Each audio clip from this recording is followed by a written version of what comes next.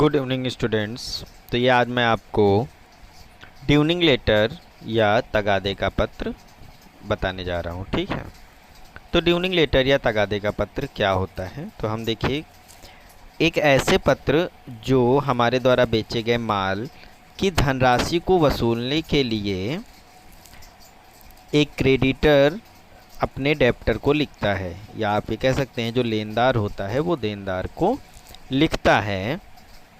इसको हम business terms में या व्यापारिक भाषा में तगादे का पत्र या ड्यूनिंग लेटर बोलते हैं।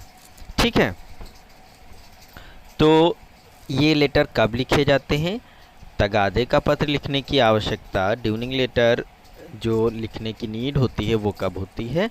जब डेप्टर यानी हमारा ग्राहक समय या जो एक टाइम पीरियड होता है उधार पैसे वापस करने का, उसके बाद भी पैसे वापस नहीं करता है या मूल्य नहीं चुकाता है, तो इसके संदर्भ में हम तगादे का पत्र लिखा जाता है। तो आप इन शॉर्ट ये कह सकते हैं कि जो आउटस्टैंडिंग अमाउंट होता है किसी पर्सन पर, उसे प्राप्त करने के लिए हम ड्यूनिंग लेटर या तगादे का पत्र लिखा जाता है।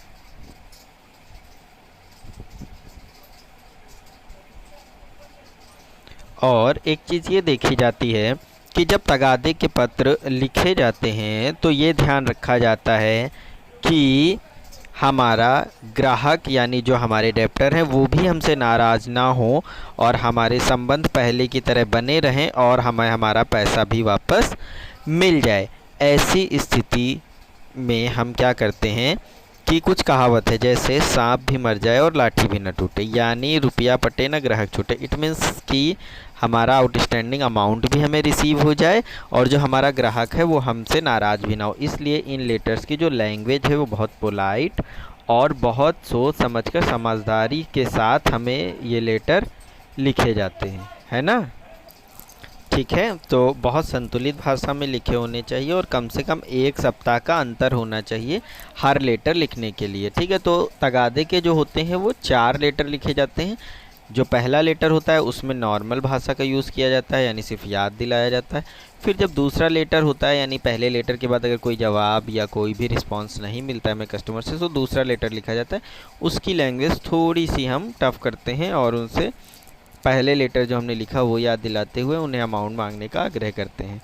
फिर उसके बाद अगर वो दूसरे लेटर का भी जवाब नहीं देते हैं तो तीसरे में थोड़ी और टफ करते हैं लैंग्वेज, यानी थोड़ा और धमकी भरे अंदाज में उनसे बात करते हैं। लेकिन अगर वो तीसरे लेटर का भी जवाब नहीं देते हैं तो फिर हम चौथे और अंतिम पत्र में उन्हें सीधे न्यायालय बुला लेते हैं और फिर उन्हें अतिरिक्त समय देने में असमर्थता जताते हैं। ठीक है, तो इस तरह से ये लेटर लिखे जाते हैं। तो देखिए, लेटर के जो क्वेश्चंस हैं वो किस तरह से आते हैं। इस तरह से आते हैं कि जैसे लिखा हुआ है, अपनी एक महिला ग्राहक से 1 महीना पूर्व उधार दिए गए माल के भुगतान के लिए पत्र लिखिए। तो यहाँ पे ड्यूनिंग लेटर ही लिखा जाएगा, पहला वाला लिखेंगे। ज़्यादातर करके पहला और अंतिम लेटर आता है। यहाँ पे कुछ क्वेश्चंस दिए हैं, इसी के हिसाब से लेटर होंगे। ठीक है, ये इंग्लिश मीनिंग है तो क्या है वही वैसे ही है, इसको इंग्लिश में मैंने लिखा हुआ है। Meaning of dunning letter, dunning letter written at the purpose of recovering the unpaid amount, यानी अनपेड अमाउंट को रिकवर करने के लिए ड्यूनिंग लेटर लिखे जाते हैं। Rupees are not lost nor customer are left out, यानी हमारा पैसा भी ना मरे और कस्टमर भी ना जाए। इस तरह की लैंग्वेज को यूज़ करते हुए हम जो है ड्यूनिंग लेटर लिखते हैं। ठीक है, तो हम क्या करते हैं, यहाँ पे देखिए क्वेश्चन मैंने इंग्लिश में भी लिखे, आप इन्हें देख लेंगे इसी के रिगार्ड। ठीक है, तो ये इंग्लिश में मैंने दिए हैं क्वेश्चंस, तो इन्हें भी आप अच्छे से देंगे। इन्हीं के रिगार्डिंग आपको लेटर आते हैं और इन्हीं के रिगार्डिंग आपको लेटर्स लिखने भी होते हैं। ठीक है, तो चलिए अब नेक्स्ट में नीचे देखते हैं लेटर का जो उदाहरण है। तो देखिए, उदाहरण मैंने एक पहला मैं आपको उदाहरण बताता हूँ। तो जो पहला उदाहरण है वो क्या है, message GR. Batla and sons Meerut की ओर से बकाया राशि की शीघ्र अदायगी की मांग करते हुए message national book depot Aminabad Lucknow को पत्र लिखो। यानी message national book depot Aminabad ने कुछ पैसा आरजी बाटला का उधार है, यानी आरजी बाटला से इन्होंने कुछ सामान खरीदा होगा जिसे इन्हें पैसा चुकाना है। तो जीआर बाटला नेशनल बुक डिपो से पैसा मांगेंगे। ठीक है, तो जो पैसा मांगता है यानी जो क्रेडिटर होता है अपने डेप्टर या अपने ग्राहक से पैसा मांग रहा है, पहले उसका नाम आ जाएगा। ठीक है, जीआर बाटला एंड सन्स, प्रकाशक एवं वितरक, 654 शिवलोक वेस्टर्न कचहरी रोड, मेरठ, लखनऊ, उत्तर प्रदेश। ये आप डाल देंगे। फिर इन्हीं का ये पूरा एड्रेस जैसे इससे पहले लेटर में होता वैसे ही इधर डेट आ जाएगी जिस डेट को लिख रहे हैं। ठीक है, फिर हम किसे लेटर लिख रहे हैं? सेवा में national book depot, national book depot को पत्र लिख रहे हैं। ठीक है, तो उनका नाम डाल देंगे, सेवा में national book depot, Aminabad, Lucknow. विषय क्या है? शेष राशि के तगादे के संबंध में, यानी जो हमारा आउटस्टैंडिंग अमाउंट है उसे मांगने के संबंध में। ठीक है, तो फिर हम लेटर की देखिए लैंग्वेज क्या इन्होंने लिखी है। प्रिय महोदय, अपने बही खाता से हमें ज्ञात हुआ कि 21 फरवरी 2018 को आपने हमसे 50,980 का माल खरीदा था। आपने 20,980 का भुगतान तो कर दिया था, किंतु 30,000 आपके हिसाब के अभी भी निकल रहे हैं। इस पत्र के साथ हम आपके खाते की एक प्रतिलिपि भी भेज रहे हैं। आपसे विनम्र निवेदन है कि आप शीघ्र ही शेष राशि का भुगतान करके हमें अनुग्रहित करें। ये पहला लेटर है तगादे का, तो इसकी जो लैंग्वेज है वो बहुत ही सिंपल, सिर्फ हम पुराना पैसा जो है वो याद दिलाते हैं उनको कि आपके इतने बाकी हैं, आप इसे टाइम से दे दें। ठीक है, और फिर जिन्होंने लेटर लिखा है वही यहाँ पे नीचे भौती आ जाएंगे। ठीक है, तो मैं इसके चारों लेटर नहीं बता रहा हूँ, पहला और आखिरी बता रहा हूँ। तो बाकी जो इसके बाद का लेटर है वो आप अपने मन से लिखेंगे। तो देखिए इसी का अगर मान लीजिए इन्होंने 2 लेटर और लिखे और उसके बाद जवाब मिले तो आखिरी लेटर यानी अंतिम लेटर क्या होगा? तो देखिए लास्ट लेटर कैसे होगा। तो लास्ट लेटर मैं चलिए इंग्लिश में समझा देता हूँ। तो लास्ट लेटर आप देख लीजिएगा इंग्लिश में भी, चलो मैं हिंदी में ही देखता हूँ।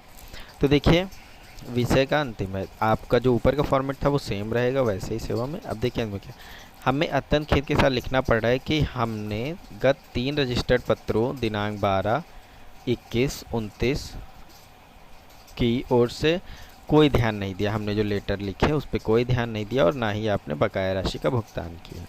आप जैसे प्रतिष्ठित व्यवसायी द्वारा भुगतान के संबंध में इतनी असावधानी दिखाना उचित नहीं है। पुराने ग्राहक होने के कारण हमने भुगतान हेतु आपको आवश्यकता से अधिक समय दिया। अब हम 25 मई 2018 के बाद भुगतान हेतु प्रतीक्षा नहीं कर सकते। यदि इस तारीख तक हमारी वाजिब राशि का भुगतान नहीं किया जाता है तो हमें बाध्य होकर न्यायालय की शरण में जाना पड़ेगा, जिसका उत्तरदायित्व आप पर होगा। हमें आशा है कि ही नहीं अपितु पूर्ण विश्वास है कि आप हमें न्यायालय में जाने का अवसर नहीं देंगे और शेष राशि का भुगतान करके पूर्ववत पारस्परिक संबंध बनाए रखेंगे।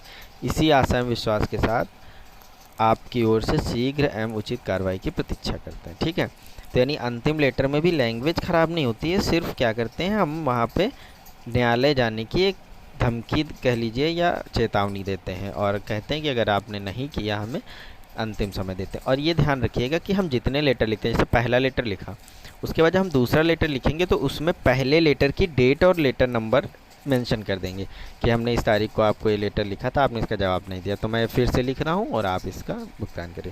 फिर जब तीसरा लिखेंगे तो जो इससे पहले लिख चुके हैं पहला और दूसरा उसकी फिर डेट डाल देंगे, और जब चौथा लिखेंगे तो जो पहला दूसरा तीसरा लेटर लिखा था वो डेट जिस दिन थी वो डेट डाल देंगे। यानी जो पीछे लेटर लिखे हैं उनकी आपको जानकारी आगे वाले लिखने वाले लेटर में देनी है। ठीक है, तभी उसका पता चलेगा कि आपने पीछे उनसे पहले आग्रह कर चुके हैं। ठीक है, इस तरह से ये आपका होगा।